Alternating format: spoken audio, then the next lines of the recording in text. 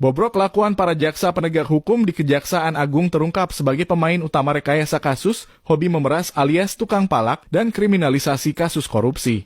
Salah satunya adalah Kepala Kejati Sumatera Selatan bernama Sarjono Turin. Jaksa Sarjono Turin tidak melaporkan LHKPN berkala setiap tahun.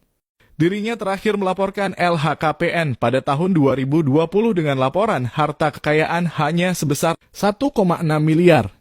Anehnya pada LHKPN tahun 2019, Sarjono Turin memiliki harta kekayaan dengan angka sama persis dengan LHKPN 2020 yakni sebesar 1,6 miliar. Sebagai pejabat kejaksaan, Sarjono Turin hanya melakukan copy-paste laporan LHKPN.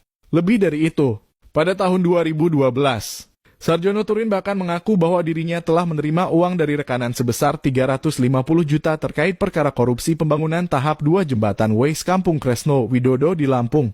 Uang hasil memeras kasus korupsi pembangunan jembatan itu diterima Sarjono Turin ketika menjabat asisten intelijen Kejaksaan Tinggi Lampung.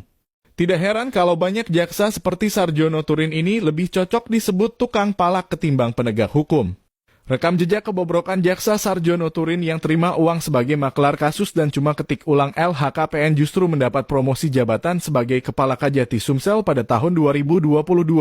Bahkan Jaksa Agung ST Burhanuddin malah memberikan penghargaan terbaik bidang intelijen kejaksaan kepada Sarjono Turin.